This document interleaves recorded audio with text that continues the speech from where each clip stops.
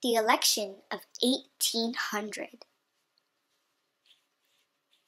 The Federalist and Republican parties fought a bitter election campaign in 1800. Federalists supported President Adams for second term and Charles Pinckney of South Carolina for vice president. Republicans nominated Thomas Jefferson for president and Aaron Burr of New York as his running mate. The election campaign of 1800 differed greatly from campaigns of today. Neither Adams or Jefferson traveled around the country, making speeches about why he should be elected. That would have been considered bad taste. Instead, the candidates and their allies wrote hundreds of letters to leading citizens and friendly newspapers to publicize their views. The letter-writing campaign, however, was not very polite. Federalists charged the Republican Jefferson, who believed in freedom of religion, as being godless. Republicans warned the Federalists would bring back monarchy. Federalists, they claim, represented the interests of the wealthy people with property. This ain't working. Hi, I'm John, and I'm with the 2016 History Channel. Today, we're going to be talking about the electoral deadlock. Let's get started. The electoral deadlock is when members of the Electoral College voted. Thomas Jefferson and Aaron Burr, they both received 73 votes. Because of this tie, the House of Representatives had to decide the election. At the time, the electors voted for each presidential and vice presidential candidate individually rather than as a team. Jade, do you have anything to say about this? I'm here with the new 2016 History Channel, and I'm going to be starting off where he left off. So in the House of Federalists, they saw a chance to prevent Thomas Jefferson from getting elected by supporting Aaron Burr. And for 35 ballots, they kept the election tied for I don't even know how long. And one Federalist decided not to vote for Aaron. And Jefferson became president, and Aaron Burr became vice president. Not to prevent another showdown between both presidential and vice presidential candidates, the 12th Amendment was passed in 1803 and ratified in 1804. This amendment it requires electors to vote for president and vice president on separate ballots. March 4th, 1801. Jefferson's inauguration.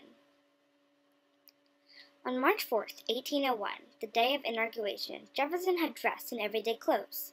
He left his boarding house and walked to the Senate to be sworn in as president.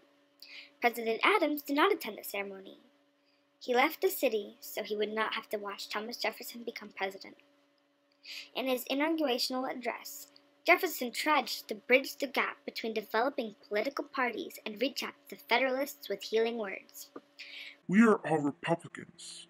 We are all Federalists, He said. Then he outlined some of his goals, which included a wise and frugal government and the support of state governments in all their rights. He believed that a large federal government threatened liberty and that vigilant states could best protect freedom. Jefferson believed in reducing the power of the size of the federal government. These ideas were similar to the French philosophy of laissez-faire, which means let the people do as they choose. Jefferson's policies. Thomas Jefferson had a strong idea about how to make the United States a success. He believed that the strength of the United States was its independent farmers. As long as most people owned their own property, they would fight to protect their rights and preserve the republic. For this reason, Jefferson favored expanding the nation westward to acquire more land. He also believed the federal government should be kept small.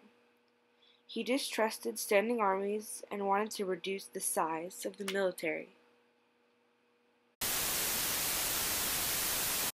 Jefferson's cabinet. When Jefferson entered office, he surrounded himself with men who shared his Republican principles. His Secretary of State was his friend, James Madison. For Secretary of the Treasury, he chose Albert Gallatin. The new government soon ended two unpopular Federalist measures. It allowed the Alien and Sedition Acts to expire and repealed the Naturalization Act.